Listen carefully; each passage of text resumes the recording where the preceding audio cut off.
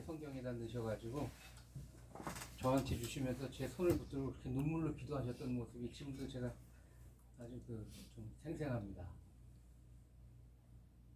제가 고등학교를 그렇게 하는데도 제가 교회를 안 나가니까 어머니,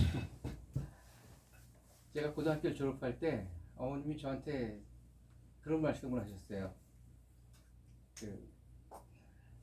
양복 한번 해줄 테니까 교회 나가자고. 졸업 선물로 양복 한번 해줄 테. 지금도 사실 양복 한번 해주기 쉬운 일 아니지 않습니까? 그러니 그때 뭐 양복 한번 한다는 거는 정말 뭐 상상할 수 없는 일이죠. 제가 고민을 하다가 양복 한번 얻어 입고 싶어서 나간다고 그랬는데 뭐 집에 뭐 이렇게 양복 한번 이렇게 턱 해줄 수 있는 뭐 여유가 있진 않았으니까 어머님이 그때 그러셨어요. 아버지한테는 비밀이다. 입고 다니면 편하는데 제가 얼마나 몰래 입고 다니느라고 고생을 했는지 눈에 안 띄게 하려고. 제가 사람이 얼마나 완악한가 하면요. 그래도 제가 잘 안 나갔습니다. 어쩌다 한번 이제 집에 있을 때 이제 끌려 나가면 그 성촌교회죠 그때도. 성촌교회 금요기도회 때 앞에서 목사님이 막 인도하시고 그러는데 제가 참 말씀드리기 참 부끄럽습니다만 저 맨 뒤에 있는 장의자에 누워서 잤어요 제가.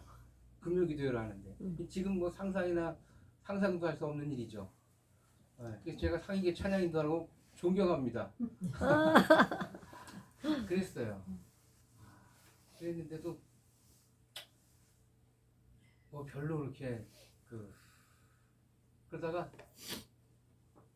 뭐 교회 안 가고 나가서 놀아봐야 2시간 더 노는 건데 2시간 좀 덜 놀고 어머님이 기뻐하신다고 하면 차라리 그러자. 그래야 나가서 놀다 집에 들어와도 저도 마음이 편하고 그래서 이제 조금씩 나가기 시작했어요. 그러다가 83년도 7월 1일 날 이제 군회를 입대를 하게 됐습니다. 저도 입대를 해서 제가 군에서 예수를 만났어요. 그래서 제가 좀 잠깐 말씀드리려고. 제가 그 7월 23일인가요? 날짜를 제가 자꾸 23일인가 이때 헷갈리면 제가 늘 인터넷에 그 달력 찾기를 해갖고 날짜를 제가 자꾸 기억을 합니다. 제가 예수님을 만난 날이기 때문에 그 날짜를 안 잊어버리려고. 1983년도 7월 23일인가요? 11시 25분 15분인가요? 네, 그때.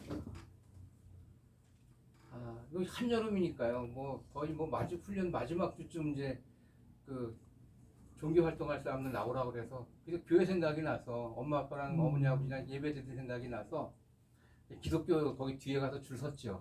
그게 이제 나갔습니다. 나가서 예배를 드리는데 뭐 연무대 논산에 이제 연무대 교회가 굉장히 크거든요. 그게 꽉 찼어요. 근데 7월 달이니까 뭐 훈련 마치고 주일날 얼마나들 피곤해요. 그러니까 다 자요.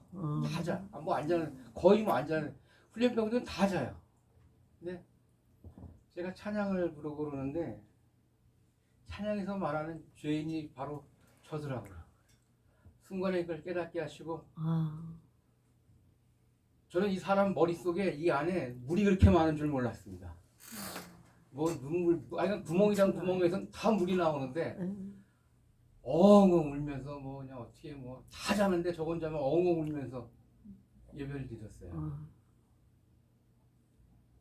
예배를 드리고 나오는데 제 발이 막 이렇게 둥둥 떠서 가는 것 같아요. 하늘에서 밝은 빛이 저를 향해서 비추는 것 같아요. 제가 이 빛을 잊지를 못합니다. 제가 제대하고 나서도 살면서 힘든 일이 있을 때마다 제가 그 빛을 생각했어요. 나는 하나님 이 빛을 받은 사람인데 하나님 빛이 나를 비추고 있는데 제가 늘 그것을 생각하면서 위로를 받고 힘을 얻었습니다. 그래서 다 줄져서 이렇게 오는데 저쪽에서 우리 중대장이 자전거를 타고 오다가 자전거를 세우더니 저희를 세워요. 그러더니 막 욕을 하더라고요. 뭐라고 막 욕을 하더니 다른 사병들은 다 일을 하는데 이제 교회를 갔다 오니까 일하기 싫어서 교회 갔다 왔다고 당신 이제 정말 교회를 다니는 애들하고 사병들하고 사이비 신자하고 이렇게 고르겠다는 거예요. 그러면서 한 줄로 쫙 세우더니 한 사람 한 사람 주기도문 사도신경 이런 걸 외워보라는 거예요. 자기 앞에서. 저는 막 은혜 받고 충만해서 왔는데 외우지를 못하는 거예요. 외우지를 못하죠. 저는 교회를 충실히 다니지 않았으니까 그때까지도.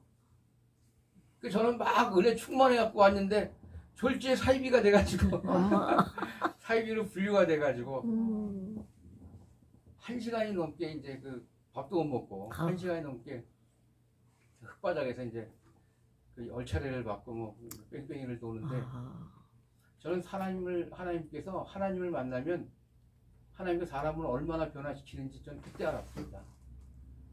1시간을 그 밥도 못 먹고 뺑뺑이를 도는데 1시간 내내 제 입에서 불평, 불만, 욕이 한마디도 안 나오는 거예요. 할렐루야. 오히려 그 사람을 위해서 기도하면서 하나님 저 사람이 아직 예수님 만나지 못해서 그렇습니다. 하나님 저 사람을 용서해 주십시오. 하나님 믿게 해 주십시오.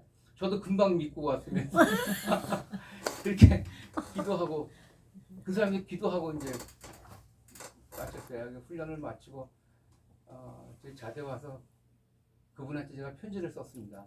그때 이러이러한 일이 있었는데 저는 사이비는 아닙니다. 중재장님도 교회 나가셨으면 좋겠다고 예수님 믿으셨으면 좋겠습니다. 제가 이렇게 편지를 썼더니 한참 만에 그분이 이제 편지가 왔어요. 훈련생들이 너무 많으니까 자기는 그 일을 기억하지 못한다고. 근데 기회가 되면 자기도 꼭 교회 나가도록 하겠다고 그렇게 답장이 왔어요. 근데 제가 하나님께서 택하신 하나님의 백성을 하나님 어떻게 지키시는지 저는 군대에서 깨달았습니다. 이게 전혀 정말 아까 말씀하신 대로 정말 두려워할 거 없고 겁먹을 거 없어요. 하나님의 백성들은 하나님 지키시는 거예요. 제가 훈련소를 마치고 이제 원주로 왔는데 원주 이군사령부로 와서 자대 배치를 받을 때까지 그 부대를 한 서너 부대를 이렇게 옮겨 다녔어요. 제가 춘천에서 군대 생활을 했는데 한 서너 부대를 이렇게 옮겨 다녔는데 가는 내후반에 저 말고도 10대 명이 같이 이렇게 들어갔거든요. 이제 기관병들하고 이제 현역병들하고 같이 생활을 하는데 저하고 훈련병이 10대 명이 같이 들어갔잖아요. 저는 이제 강원도 땅이라고는 처음 밟아보는데 그런데 저 말고도 그 여러 명의 그 훈련병들 가운데서요. 그 내후반에 있는 제일 고참이 정말 제일 고참이 그 많은 여러 훈련병들 가운데서 저를 골라가지고 저만 나오라 그러는 거예요. 남들 다 나가서 잡초 뽑고 일하는데 자기 옆에서 자라는 거예요. 네? 자기 옆에 자라는 거예요. 근데 제가 잠이 옵니까? 잠을 못 자고 앉아있으니까 날 억지로라도 막 그냥 이렇게 쳐가지고 재우는 거예요. 자라고. 너 말 안 들어 이러면 자라고. 근데 남들 나가서 풀 뽑을 때 저는 자고 같은 훈련병인데 또 다른 부대 가서 내용관 갔더니 딱 그곳은 제일 선임 그 현역병이 저를 대고 PC방이 된다 이게 입에 붙어갖고 PX 가가지고 먹고 싶은 거 고르라고 예? 먹을 거 사주고 전화하는 데 가가지고 집에 전화하라고 부모님 전화드리라고 전화하라고 전화해주고 가는 데마다 그랬어. 이게 도대체 뭔가 그랬죠. 어떻게 그럴 수가 있을까? 제일 고참들이 가는 데마다. 네.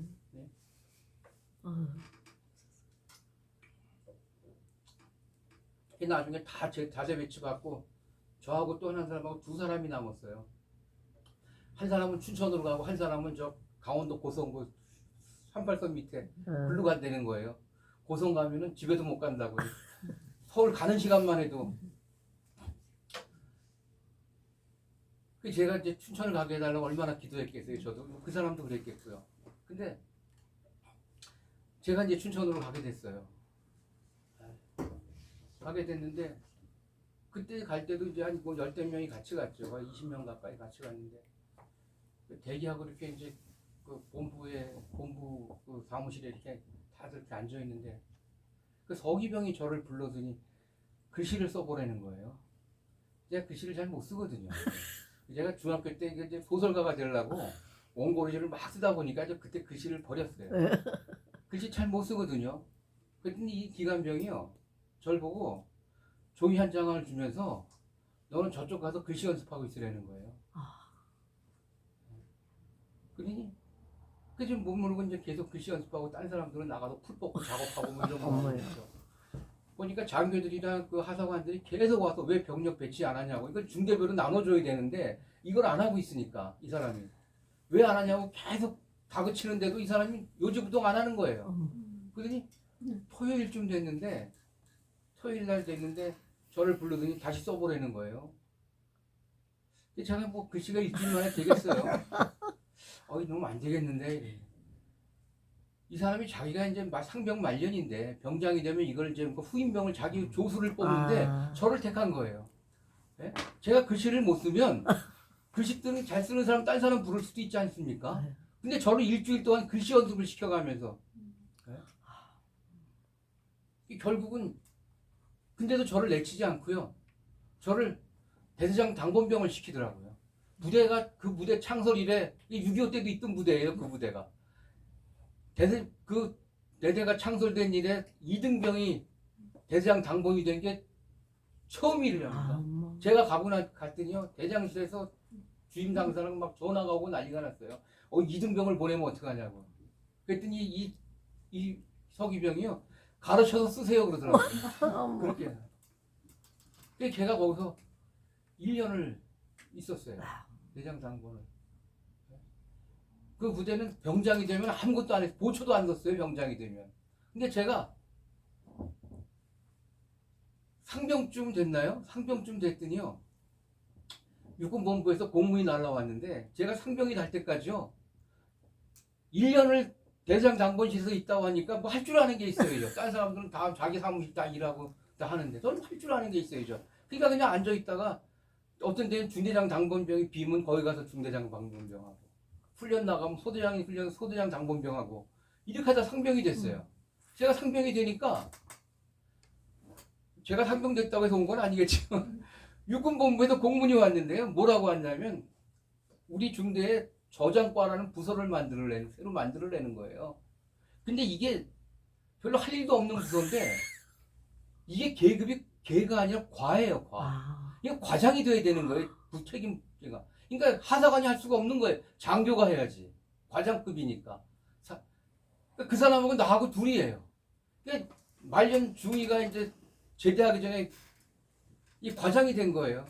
사람을 뽑는데 내놓으려고 그러지는 않으니까 놀고 있는 제가 그 저장과에 그 사람하고 중위하고 저하고 단 둘이에요. 근데 제 상사가 중위니까 아무도 못 건드리는 거예요. 저를. 하는 일 하나도 없이 네? 하루 종일 둘이 놀러 다니고 멀러 다니고 그러다가 저녁 때쯤 되면 일과 끝날 때쯤 되면 이제 다니면서 다른 부서에 하루 뭐 했나 이제 그거 일지 받으러 다니고 그거 받아다가 주문 끝이에요. 그렇게 해서 병장이 됐어요. 제가 말했더니 병장 되면 보초도 안 쓴다고. 그렇게 해서 그랬는데 제가 상병이 됐더니요. 육군본부에서 그때는 그전에는 이게 더 놀라운 일입니다. 대대급밖에 군종병이 없었는데 제가 상병이 됐는데요. 중대급에도 군종병을 만들라고 연락 공문이 온 거예요. 네? 근데 그 군종병 할 사람이 어디 있겠어요? 누가 갑자기 군종병을 어떻게 시키겠어요? 근데 그래도 상병쯤 되고 교회 좀 열심히 나가니까 제가 군종병이 된 거예요. 그때. 제가 웃으셔도 됩니다. 제가 군종병이 된 거예요. 그래가지고 제가 군종병 옷을 입고 십자가 마크를 달고 사진을 찍어 보냈더니 저희 어머니가 그 사진 보고 눈물 흘리셨대요. 얼마나 눈물이 나셨겠어요. 세상에. 근데 사실 이게 이런 게 저는 우연은 아니라고 생각합니다. 하나님. 물론 우리 어머님의 기도도 있었지만요.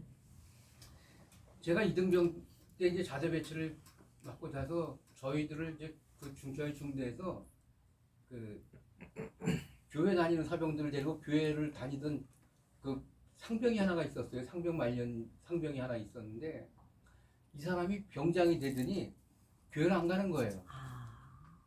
주일날 이제 다들 이제 청소하고 뭐 점호 준비를 하고 있는데 이 사람이 이제 교회 모여 이래야 이제 모여 가는데 이 사람이 누워서 병장들 쭉 누워서 텔레비 보고 있는 거예요. 거기쯤에 제가 이제 병장이 됐다고. 그 저는 이제 걸레질하고 이제 이러면서 이제 눈치 안 보는 거죠. 언제 불러주나 이제. 근데 시간이 다 됐는데도 안 부르는 거예요. 저는 교회 가야 된다는 생각밖에 없었으니까. 이등병이 걸레질하다 말이고 그 병장들 쫙 누워서 테이블 보는데 그 앞에 가가지고 정병장님 교회 안 가십니까? 제가 그랬어요. 그러니까 이 정병장이 그러니까 순간에 내고만이 조용해지더니 그 정병장이 놀래서 누워서 테이블 보다가 벌떡 일어나더라고요. 그러니 저를 어이가 없다는 이 쳐다보더니 난 오늘 못 간다 그러지. 야 뭐요? 이러더니 교회 갈 사람 뭐요? 그러더니 그 중에서 좀 이렇게 계급이 좀 있는 애 설명할 때, 야, 네가 가서 데리고 교회 갔다 와 이러더라고요. 그래서 이제 교회 갔다가 왔어요. 전 그날 밤에 순교하는 줄 알았습니다. 얼마나 이거 상이 미안하다 이런 얘기해서 너는 안 말해줄 거야.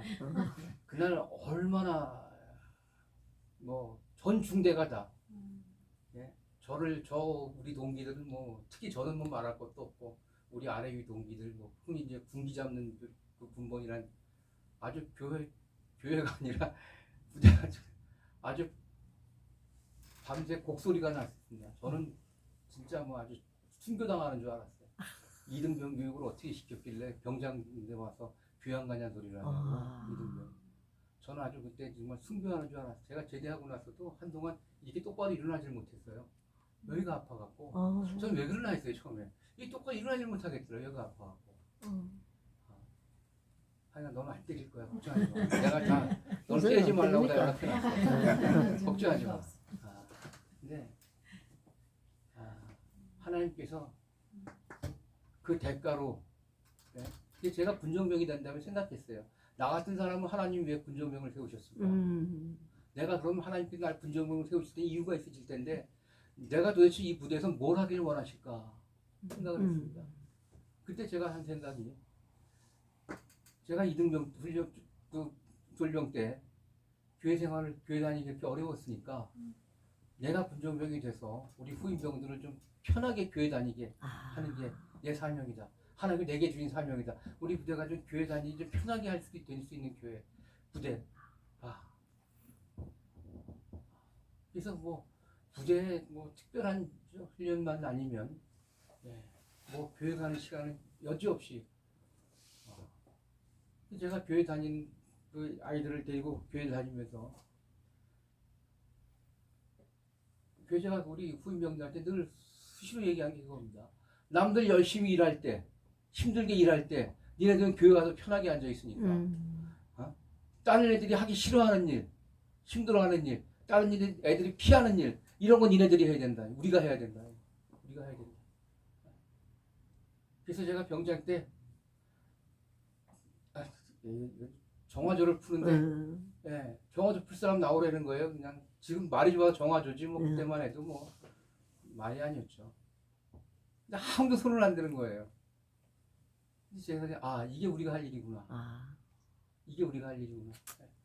병장인 제가 보초도 안 쓰는 병장인 제가 손을 들었더니 다들 깜짝 놀라죠. 우리 그 주임 상사님이 야 김병장 너 진짜야 이러셨어요.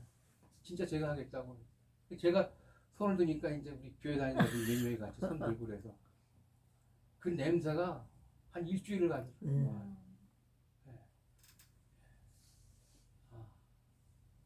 하나님께서 택하신 사람들은 하나님께서 어떻게 지키시는지를 한번 봐. 네가 여기 와서 찬양인도 맑은 물교회에서 찬양인도 한 이 값을 하나님께서 분께서 치러주실 거야. 내 싹을 그 출애굽기 2장에 모세를 태어났을 때 공주하잖아. 내 싹을 주리라. 내 싹을 주리라. 내 싹을 하나님께서 군대에서 받게 하시고 좋은 사람 만나게 하시고 좋은 상사들 만나서 신앙생활 잘하게. 벌써 엄마가 우신다.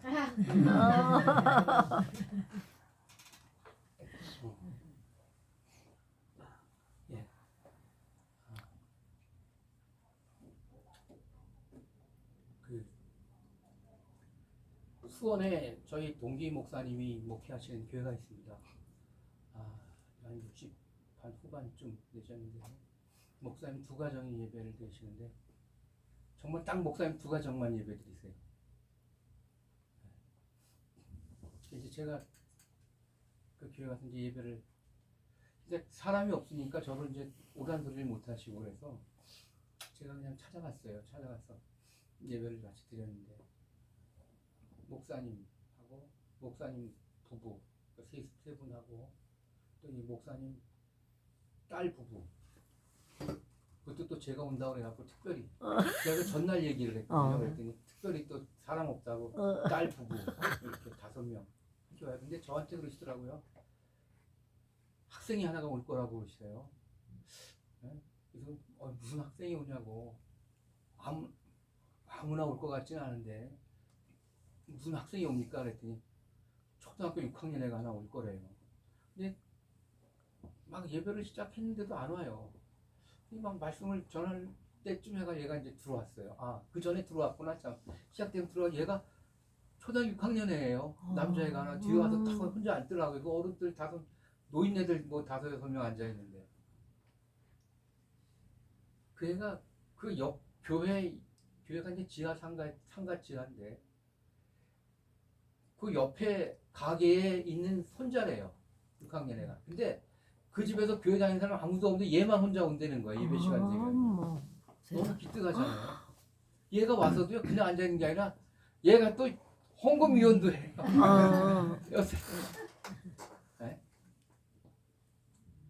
너무 이쁘잖아요. 얘만 다 마치고 그러고 이제 가요.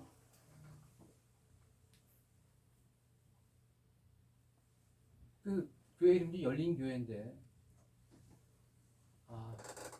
그 성도 없는 그 교회를 목사님 2분이서 한 분이 이제 부산에서 목회하시다가 교회가 너무 어려우니까 접고 이제 평택으로 올라오신 거예요. 근데 평택 수원까지 오셔가지고 이제 같이 전에는 목사님 혼자 예배를 드셨대. 혼자 하고 그러니까 2명이 예배 드리다가 6명이 됐으니까 3배로 부흥된 거네요. 네. 예배를 너무 기쁘고 감사했습니다. 제가 이제 뭐 오면은 뭐 좀 큰 교회 갈 수도 뭐 모르는 교회가 전혀 없지는 않으니까 또 뭐 가려면 갈 수 있는데 또 그런 교회는 선교사들이 많이 오니까 네, 좀 선교사들이 잘 안 가는 교회 제가 가서 같이 좀 선교 보고도 하고 기도도 좀 같이 하고 그러려고 일부러 이제 뭐 사람들 제가 그 잘 있는 교회 갑니다. 저희 태국인들 오는 그 오케스트라 팀 지휘자가 이제 순복음교회 목사님이신데 늦게 신학을 해갖고 이제 목사님 되신데 그분이 이제 제가 주일날 어디 가면은 꼭 같이 따라다니려고 했어요. 왜냐면 저를 몇 번 따라다니더니 저한테 그러더라고요. 어떻게 선교사님은 한국에 와가지고 돈 안 되는 데만 찾아다니냐고. 네. 제가 말씀을 드리는 거는 제가 또 엊그저께 이제 우리 아세아남 신학대학을 갔습니다. 가서 일을 좀 보고 차를 타고 내려오는데 여학생 하나가 걸어가요. 그래서 제가 이제 차를 세우고 밑에까지 가면 내가 태워주겠다고 그랬더니 얼른 또 타더라고요. 제가 이제 여학생인데 가면 제가 물어봤습니다. 몇 학년이냐고. 2학년이래요. 22살인데 이름이 뭐냐고 그랬더니 김서은이래요. 뭘 전공하냐고 그랬더니 국제개발학을 전공한대요. 근데 제가 그랬습니다. 저는 사실 좀 농담 삼아서 얘기했어요. 국제개발학 졸업하면 국제적으로 개발을 잘하겠다. 제가 그랬더니 이 아이가 저는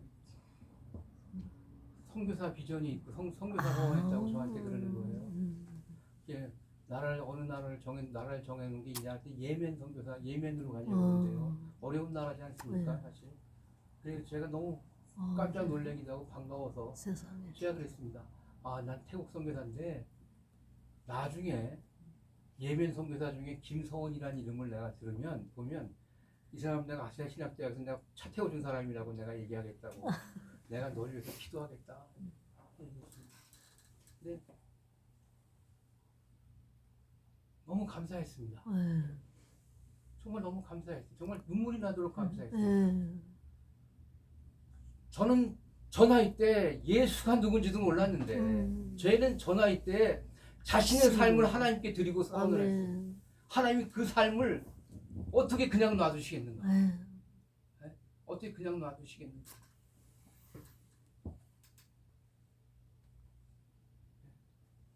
제가 이 교회를 좀 말씀드리는 것은 하나님께서 그러한 교회, 그러한 아이들, 그러한 성도들, 그러한 믿음들 때문에 하나님의 나라를 이어가시고 아멘. 예, 나라를 지키시는 줄 저는 믿습니다. 아멘. 사실 코로나 있기 전에 몇 년 전만 해도요, 한국에 와서 어디 이제 교회를 제가 이제 그 성령 받아서 청약 받아서 이렇게 가면 막 찬양 인도하고 그럴 때 담임 목사님하고 이제 같이 가운데를 걸어서 이렇게 들어오면 제가 막 흥분이 될 정도였어요. 여기 강단에 앉아갖고 찬양하는 성도들을 보면요, 제가 막 흥분이 됐었습니다. 야, 이 사람들이 다 하나님께 예배를 드리면서 내가 전하는 하나님 말씀을 들으러 이렇게 모였구나. 하나님께서 오늘 어떤 말씀을 주실까? 또 어떤 사람에게 이 필요한 말씀이 주셔서 그 사람 마음을 열게 하시고 깨닫게 하실까? 이게 막 흥분이 됐었어요. 그랬는데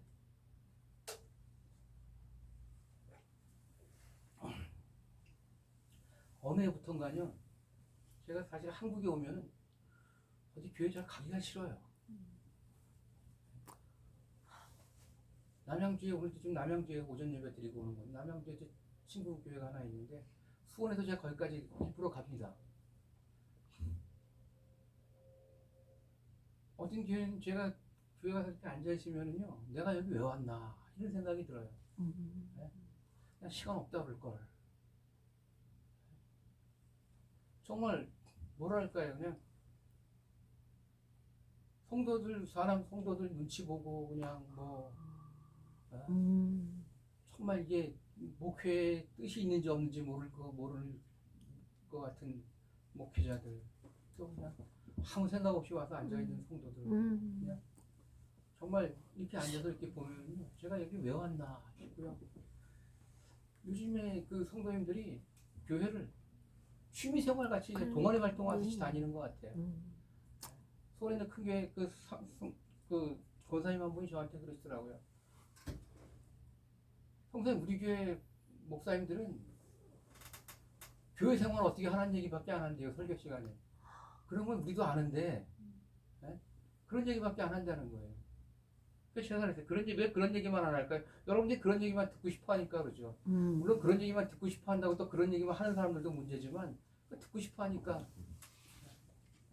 좀 너무 마음이 아파요. 그래서 제가 아까 말씀드린 아신대학교 그 김서원이라든가 그 목사님 두 가정이 앉아서 예배드리는 그분들. 사실 오늘도 오전에 그 남양주 산흥에 제가 저희 동기 목사님 부부만 드리는 예배 교회에 있었어요. 부부만. 오늘 사실은 거길 가려고 그랬는데 제가 갑자기 나타나면 좀 부담스러워할까봐 그냥 남양주 교회를 갔는데 너무 마음이 그래요. 여러분들 한국 교회는요, 제가 그런 생각합니다. 한국 교회는요, 언젠가는 성경에 나오는 부자와 나사로의 일을 뼛속 깊이 새겨야 될 거예요. 부자가 그 거지 나사로 자기 집 앞에서 빌어먹던 그 거지 나사로를 부러워할 줄 알았을까요?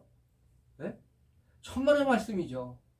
아무리 생각해도 그 부자가 가난한 그 거지 나사로를 자기 집 앞에서 빌어먹는 나사로를 부러워할 일이 있을까요? 꿈에도 생각하지 못했을 겁니다. 근데 자기가 죽어보니까 제일 부러워하는 사람이 거지 나사로가 됐어요. 네? 왜요? 있는 사이가 달라졌거든요. 자기가 그 자리에 갈 줄은 전혀 생각도 못했겠죠. 오죽하면 자기 형제들한테 죽은 나사로를 보내달라는 거예요. 너희한테도 가서 그 선지자들이 있으니까 그 사람 말을 들으면 된다니까 아니라는 거죠. 죽은 나사로 가야 된다는 거예요. 왜요? 자기도 그년 얘기 많이 들었는데 안 믿었거든요. 네? 일반 사람들이 가서 백날 얘기해봐야 자기 형제들 안 들을 것 같으니까 누가 가야 되냐? 죽은 사람이 다시 나타나서 가야지. 그 정도 충격을 줘야 믿을 거라는 얘기입니다.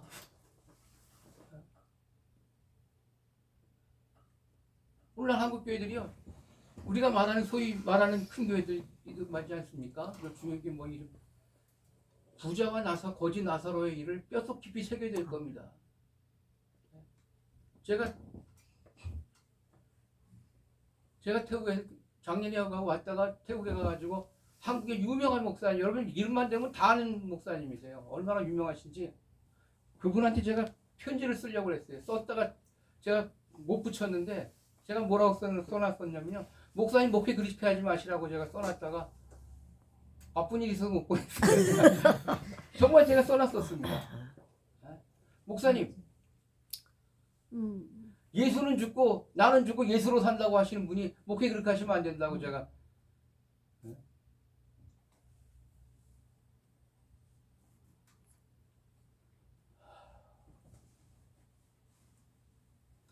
교회가 기뻐하고 성도가 기뻐하고 사람들이 기뻐하는 일을 하면 안 됩니다.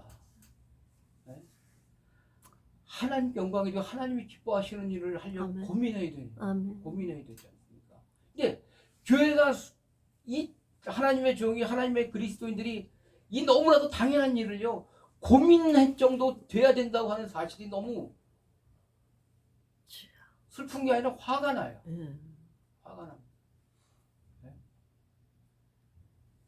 제가 어느 정도로 화가 나냐면요 정말 가서 그냥 한 대씩 때려주고 싶은 생각이 막 날 정도로 화가 나요.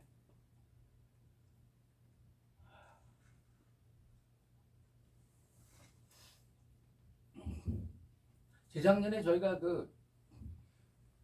제가 재작년에 여기 올 때 한국에 들어올 때 하나님 앞에 그런 기도를 했습니다. 하나님 저희가 교회가 8군데인데 하는 8군데보다는 10군데가 낫지 않을까요?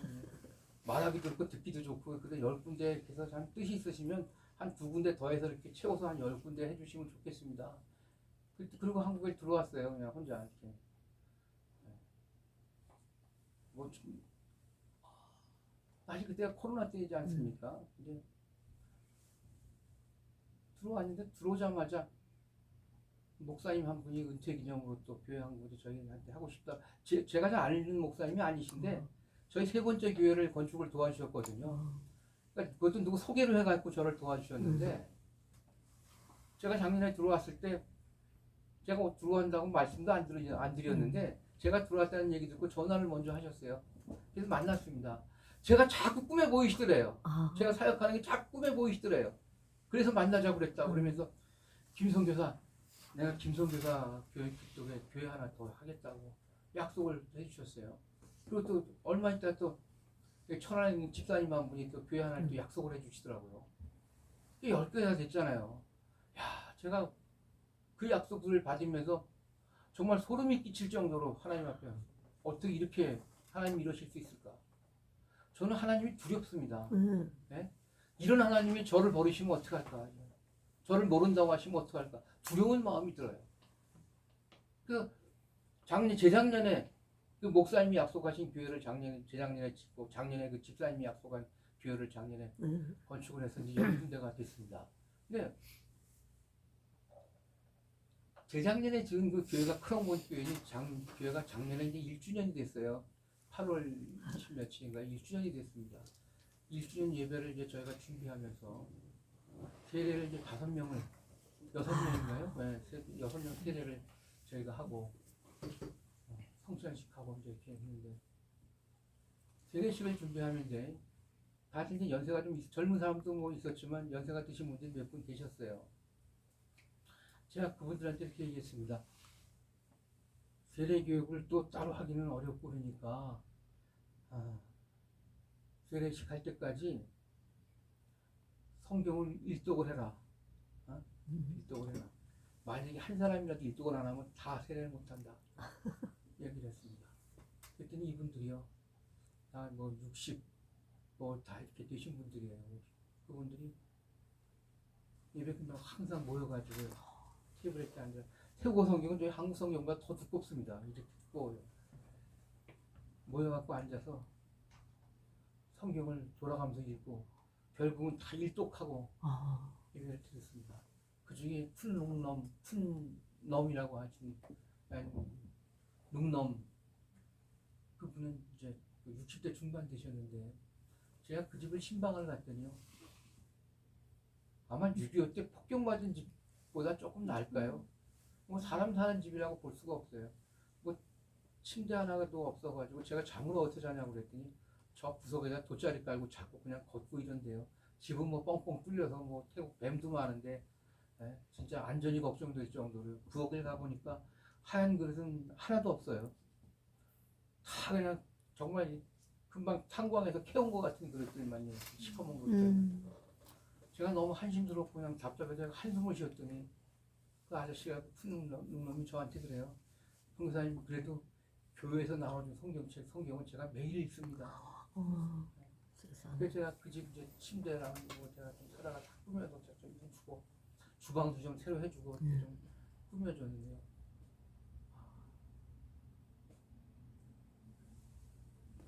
그렇게 신앙생활을 하고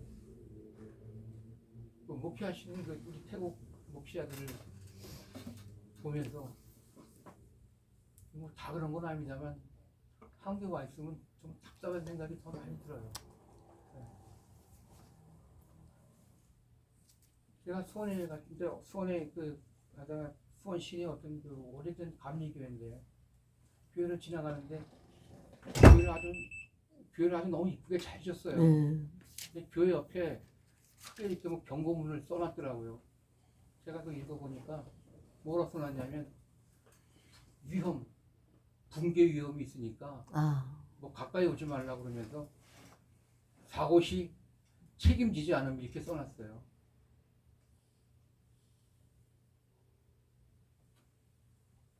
제가 정말 그 교회 목사님을 만나서 한 대 때려주고 싶었습니다. 그렇게 붕괴 위험이 있으면 예배를 드리면 안 되죠. 네? 그 교회를 사실 차라리 폐쇄를 시키고 딴 데 예배 드려야 되지 않습니까?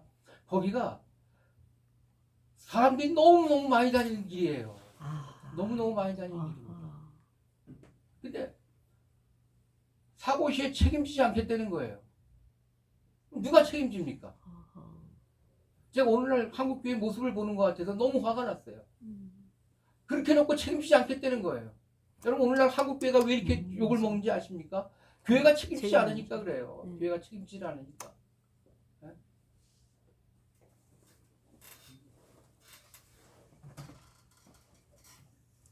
하나님 성경에 성경에서 말하는 게 우리가 두 가지라고 말합니다. 하나님 사랑, 이웃 사랑, 이거 이렇게 말하지 않습니까? 성경에서 우리에게 말하는 것은요, 하나님 외에 다른 이름을 우리에게 주신 일이 없다는 겁니다. 하나님 외에 다른 신은 없다는 거예요. 여러분, 이 믿음이 우리에게 뿌리처럼 있지 않으면요, 결코 하나님 사랑할 수 없습니다. 결코 이웃 사랑할 수 없습니다. 하나님을 사랑하는데 하나님의 일을 사랑하지 않을 수 있습니까? 네? 하나님을 사랑하는 사람이 하나님의 일을 사랑하지 않을 수 있어요. 제가 이제 태국에 이제 뭐 18년 됐는데요. 이제 올해 18년이 됐는데 시간이 지날수록 선교에 대해서 더 제가 할 말이 없어요. 네? 시간이 지날수록 특별히 제가 올해 와서 더 느껴지는 게 그거 다른 게 아닙니다. 하나님의 일, 선교에 대해서 내가 무슨 얘기를 할 수 있을까? 하나님의 일은, 특별히 선교는 하나님의 것으로 하나님께서 하시는 일인데, 네? 도대체 내가 한 거는, 우리가 맨날 뭐 제가 한 건 하나도 없었는데 이렇게 얘기하지 않습니까? 근데 정말 한 게 없는데, 하나님의 것으로 하나님께서 하셨다고 그러잖아요. 하나님께서 하시는데, 거기다 대고 내가 무슨 말을 하겠는가? 무슨 말을. 네? 제가 부족한데도 불구하고 하나님 써주셔서 감사한 게 아니라, 우리가 그냥 그렇게 얘기하지 않습니까? 근데, 하나님 앞에는요, 부족한 사람 없습니다. 네? 특별히 잘난 사람도 없어요. 왜요? 하나님께서 잘나서 쓰시는 것도 아니고 부족한 사람 쓰시는 것도 아닙니다. 하나님께서 하시는 일이에요. 아멘. 근데 내가 부족한 데 써셔서 감사한 게 아니라 나보다 부족한 사람 있어요. 예? 나보다 잘난 사람도 많지만 나보다 부족한 사람도 많습니다. 예? 그게 문제가 아니라 그 많은 사람들 가운데서 나를 쓰셔도 감사한 거예요. 나를 쓰셔서요. 아멘. 나를 써주셔서. 나 말고 딴 사람을 통해서도 이루실 수 있는 일이에요. 하나님께서 하시는 일이니까. 근데 이 사람 저 사람 다 제쳐놓으시고 나를 써주셔도 감사한 거죠.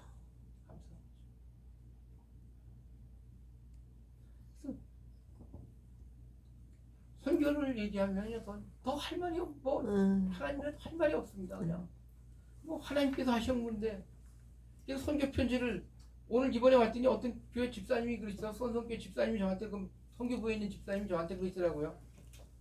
선교 거긴 큰 교회가 좀 크니까 뭐 선교 편지가 많이 와요. 선교 보고 선교 그러니까 저한테 그래요.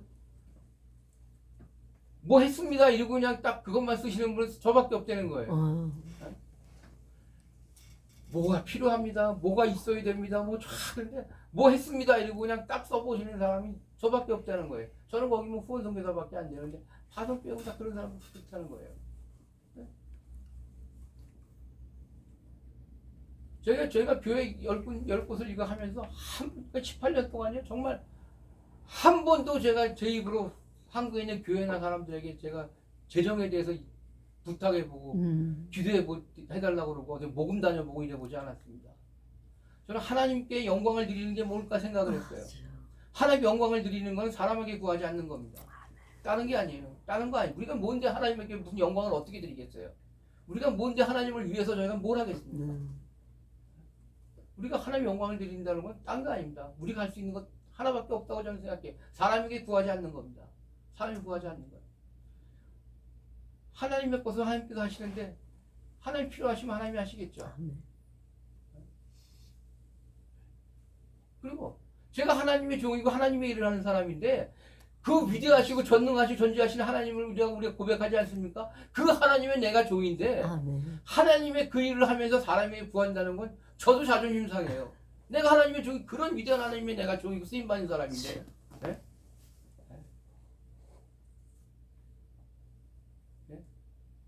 엘리야 그러잖아요. 게하시가 가서 나만한테 뭐 2달 안 타고 2번 하고 받아오니까 그냥 거야. 네가 지금 그거 받을 때냐 그러지 않았습니까? 네가 지금 그거 받을 때냐. 전 그냥 그 말씀을 생각할 때마다 하나님 우리 한국교회에 그렇게 말씀하시는 것 같아요. 니네가 지금 그럴 때냐 이러시는 것 같아요. 니네가 지금 그럴 때냐. 코로나 많이 풀려서 예배가 자유롭게 드리지 않습니까? 뭐 좀 나아졌나요? 네? 우리 신앙이 좀 나아졌습니까? 교회가 좀 나아졌습니까? 어떠세요? 좀 나아졌습니까?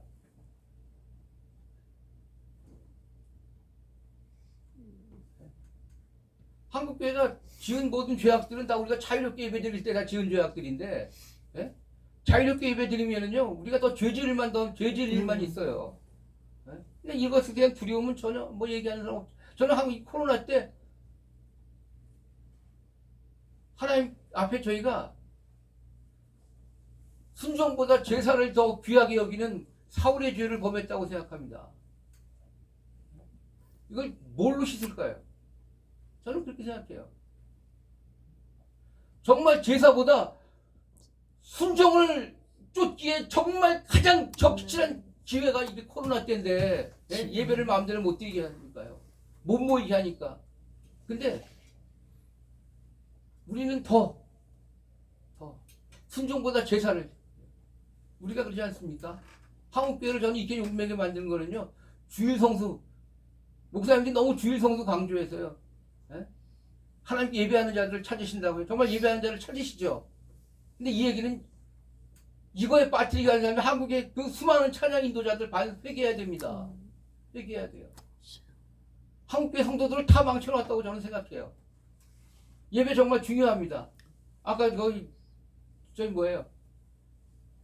하나님 영이시니 영과 진리로 예배할지니라 그러잖아요. 예? 하나님은 영이시니 영과 진리 우리가 생각하는 영과 성경에서 말씀하는 이 영이 같을까요? 우리가 생각하는 이 영은요. 주일에 안 빠지고 교회 오고 복장 좀 단정히 하고 헌금 준비하고 조용히 예배 드리는 거. 우리가 생각하는 영은 이런 거예요. 근데 하나님께서 이런 걸로 이런 생각을 하실까요? 하나님과 우리의 그 영이 통하는 사람들, 이 사람들의 예배를 하나님이 받으시겠다는 얘기예요. 이 사람들의 예배를 기다리시겠다는 얘기예요. 예? 아무나 와서 앉아있다고 하나님이 그 예배 그 사람 기대하겠다는 얘기가 아니라. 예? 근데 이게 관심이 없잖아요. 그냥 코로나 때 사람 줄을까봐 헌금 줄을 다 이 걱정밖에 안 해요. 헌금이 몇 프로가 줄었고 뭐 사람이 몇 프로가 줄었고 하나님이 기뻐하시는 사람을 어떻게 만들 것인지, 어떻게 세울 것인지, 나는 좀 하나님 기뻐하시는 사람인지, 우리 교회는 좀 하나님 기뻐하시는 교회인지 아무 생각하지 않잖아요.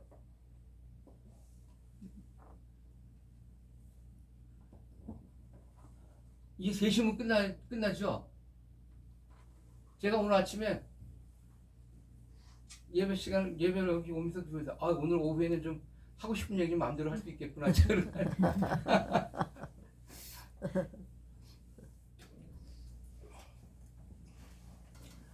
오늘 선교는 저는 그렇게 생각합니다. 선교는요 깜깜한 방에 깜깜한 어두운 방에서 전 스위치 키는 거라고 저는 생각해요.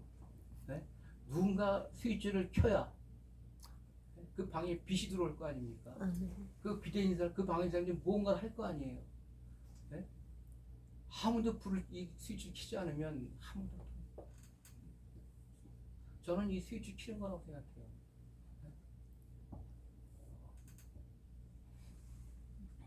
네. 불을 켜는 건 한 사람이지만 그 방 안에 있는 사람들이, 그 많은 사람들이 다 자기가 할 일을 할 수 있고 무엇인가 필요한 걸 할 수 있습니다. 빛이 들어오니까요. 예, 세상에 누군가에게는요 복음이 필요한 사람들이, 우리가 복음을 전하는 건요, 예? 복음이 필요한 사람이 누군지 우리는 알 수 없습니다. 그러나 우리가 복음을 전하면 반드시 복음이 필요한 사람이 복음을 듣습니다. 아멘. 필요한 사람이 있어요. 깨달은 사람이 있습니다. 하나님께서 그 사람들을 찾으시는 거죠. 우린 모르지. 우린 모르니까. 우리에게는 하나님께서 복음을 말할 자격을 주셨어요. 네? 그래서 우리는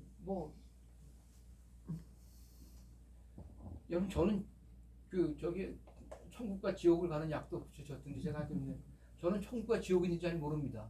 가본 적도 없고요. 누가 저에게 보여준 적도 없고 있는 적인지 잘 모릅니다. 그러나 성경이 있다고 하시니까 저는 믿습니다. 아멘. 있는 거 믿습니다. 있는 거 믿어요. 우리가 믿지 않는다고 해서 천국과 지옥이 없는 게 아니에요. 없는 게 아닙니다. 그렇다고 하면 믿는 게 낫지 않겠는가?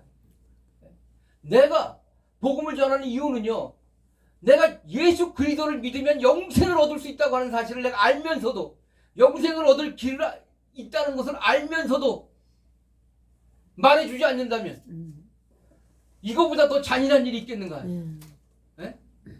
예수를 믿으면 영생을 얻을 수 있다고요. 구원을 받을 길이 있다고, 천국 갈 수 있는 길이 있다는 사실을 내가 알면서도 말해주지 않아요. 이것처럼 더 잔인한 일이 있겠는가?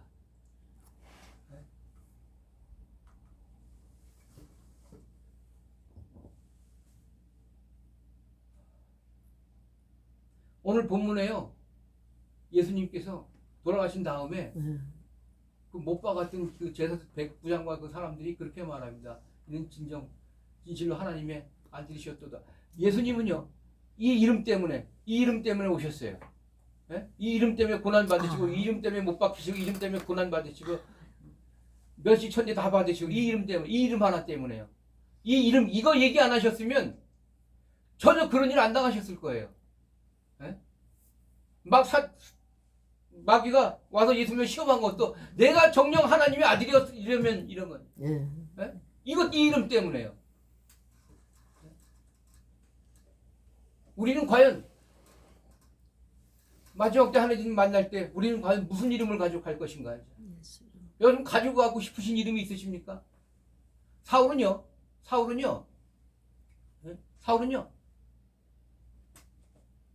하나님이 그러셨어요. 내가 사울을 왕으로 세운 것을 후회하노라. 유다는요, 예수님께서 차라리 너는 태어나지 않았으면 좋을 뻔했다. 이 사람들은 이 이름 가지고 갈 거예요. 사울은요, 하나님께서 왕으로 세운 걸 후회하는 자, 이름 가지고 갈 겁니다. 유다는요, 너는 차라리 태어나지 않았으면 좋을 뻔했다. 이 이름 가지고 하나님 앞에 갈 거예요. 우리는 과연 무슨 이름을 가지고 갈 것인가? 무슨 이름을 가지고 갈 것인가? 제가 18년을 선교지에 있다 해서 좋은 이름만 가지고 갈 자신이 제가 있겠습니까? 나는 과연 무슨 이름을 가지고 갈까? 여러분,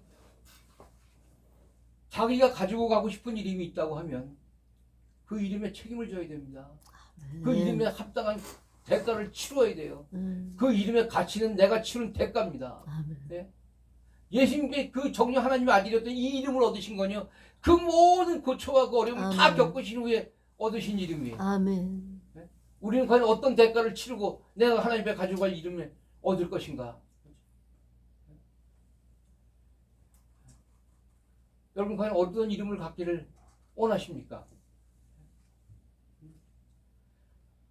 여러분에게 믿음의 칼을 주셨지만요, 그 칼을 날카롭게 다듬는 건 우리들이 할 일입니다. 우리들이 할 일. 아멘.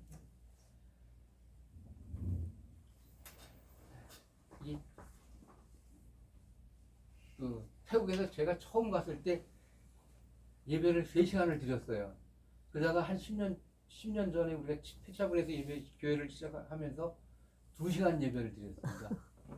네. 근데 한국 교회에서 그래서 처음에 제일 힘든 게 한국 교회 오면 예배 드리는 시간이었어요. 예배 좀 드릴만 하면 끝나는데 예배 좀 드리나 보다 그러면 끝나더라고요. 너무 예배를 끝났는데 안 끝난 것 같고 너무 아쉽고 막 그랬어요. 예배를 드린 건지 만 건지도 잘 모르겠고 처음 막 그랬습니다. 예, 저도 그냥 이게 예배 드리면 자꾸 시계 보는 버릇이 생겨가지고 정말 예배 드리면요, 저기 앉아서 어떤 목사님들은 저한테 막 이래요. 예, 이런 교회도 있어요. 예, 시간이 좀 많이 지났는데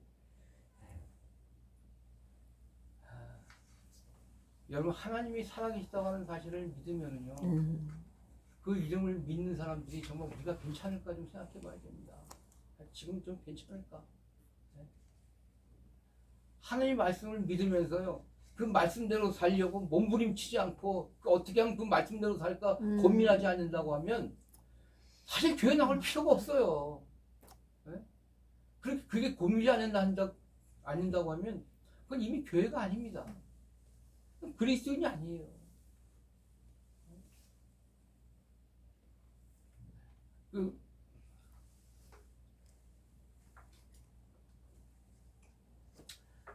제가 5분만 더 하겠습니다. 얼마 전에 제가 가까이 지내는 한 목사님을 만났는데 그 목사님이 저한테 그래요. 자기가 자료가 필요해서 뭐 연구하면서 한국교 요즘에 목사님들이 어떤 설교를 하는지 그 조사할 기회가 있었다는 겁니다. 이분이 저한테 그래요. 성교사님 제가 좀 충격을 받았습니다. 그래서 왜 그러냐고 그랬더니 이분이 그래요. 저한테 요즘에 한국교 목사님들이 순종에 대해서 설교를 안 하신다는 거예요. 그래? 제가 얼른 실감이 안 났습니다. 저희가 얼마 전만 해도 저희가 뭐 한국에 와서 설교 들을 시간이 별로 없으니까요. 그래? 그 정도인가 싶었는데 뭐 조사해 본 사람이 맞겠죠. 근데 제가 생각했습니다. 왜 순종에 대해 설교를 안 할까? 맨날 순종을 강조하면서 왜 안 할까? 아까도 말씀드렸죠. 순종이 제사보다 귀하다고 성님 말씀하셨는데 왜 그 제사보다 더 귀한 순종에 대해 설교를 안 할까? 듣기 싫어하니까요. 순종하면 힘들지 않습니까? 순종하면 내 거 포기해야 되잖아요. 희생해야 되잖아요. 절제해야 되잖아요. 이거 하기 싫은 거죠. 내가 하고 싶은 대로 하는데. 예? 순종에 대해 설교 안 하는 거예요. 교회가 하나님에 대한 순종에 대한 설교를 안 하면은요, 교회가 아닙니다. 교회가 아니에요. 그럼 뭐 설교라고 말할 수도 없죠. 예? 여러분, 하나님 뜻대로 사는 거 힘들어요, 정말. 근데 거기까지 힘듭니다. 정말 하나님 말씀의 그 삶이 내 삶이 되면은요, 세상이 그것보다 편한 게 없어요. 아멘. 예? 그게 몸에 배면은요, 네. 세상이 그것보다 편하고 자유로운 게 없습니다. 제가 생각해 봤어요. 순종 그렇게 어려운 건가? 그렇게 어려운 거야? 그럼 이제 왜 그렇게 어려운 거를 성경에서 왜 더 귀하다고 얘기했을까? 제가 생각해 봤습니다. 어떤 사람이 그럼 그렇게 어려운 걸 어떤 사람이 순종할 수 있을까? 여러분, 성경은요, 복음이 굉장히 간단하고 상식적인 겁니다. 순종은요, 순한 종이 할 수 있는 거예요. 그게 순종입니다. 순한 종이 하는 게 순종이에요. 아무나 할 수 없는 거죠. 성경이 말씀합니다. 그럼 어떤 사람이 순한 종인가? 성경이 말씀하잖아요. 네? 선한 일에 지혜롭고 악한 일에 미련한 자예요. 이런 사람이 순한 종입니다. 하나님 일에 지혜롭고 세상 일에 아멘. 미련한 자.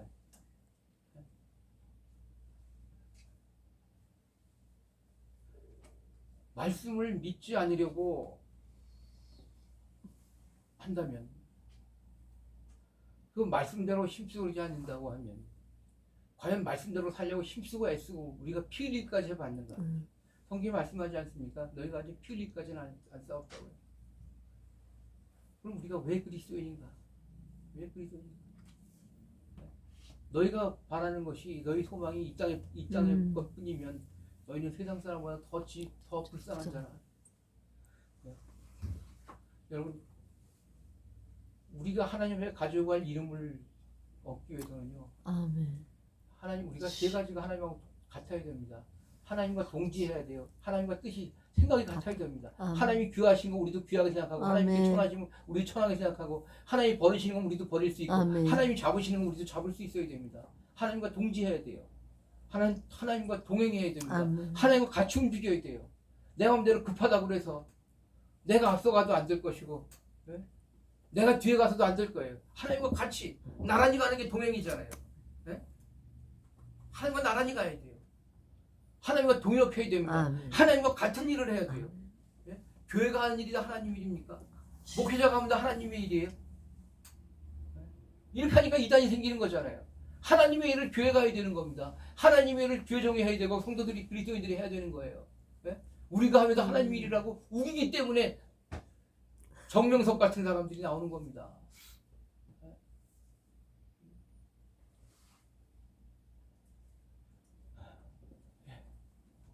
예.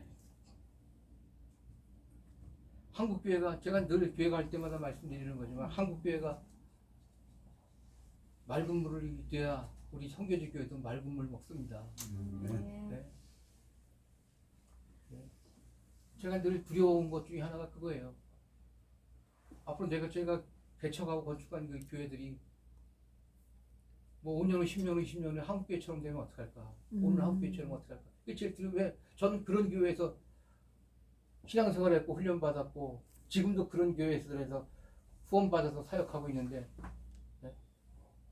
그렇게 만들지 않으라는 법이 어디 있겠어요? 제가 한국교회 제가 먼저 손 벌리지 않는 이유 중에 하나가 그겁니다. 한번 손 벌리고 나면 제가 그 손을 벗어나지 못할 것 같아요.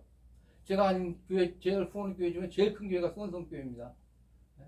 제가 거기 후원성교사님, 제가 그 교회 저 후원을 끌어달라고 제가 몇 번 얘기하려고 그러다 못했어요. 정말 저를 오히려 파송 선교사의 그 수준으로 하겠다고 얘기하는데, 제가 그때 제 후원 끌어달라고 제가 편지를 쓰려고 했었어요.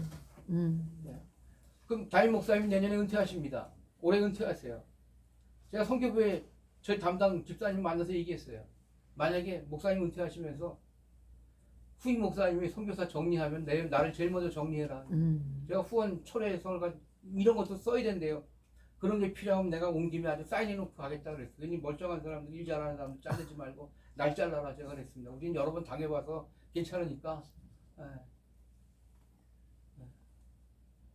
하나님이 하시는데 후원교회가 문제가 아니라 아무리 줄어도요. 내가 정말 하나님께 기뻐하시는 일 한다고 하면 하나님께서 제게 주시는 건 변함이 없을 겁니다. 네. 코로나기 한전에 저희도 재작년인가요? 갑자기 후원교회가 3군데가 줄었어요. 하나님 저한테 오시는 건 변함이 없을 줄 믿습니다. 제 교회가 그만두겠다고 못한다고 하자마자 한 달도 안 돼서 새 교회가 생겼습니다. 어려웠어요. 네.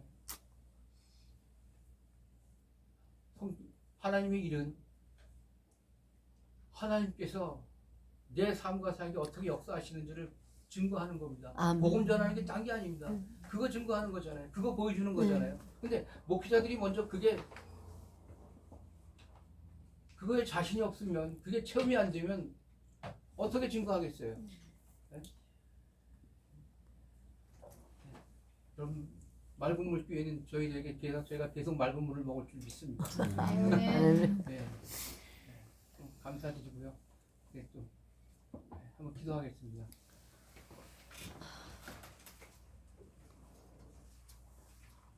하나님 감사합니다.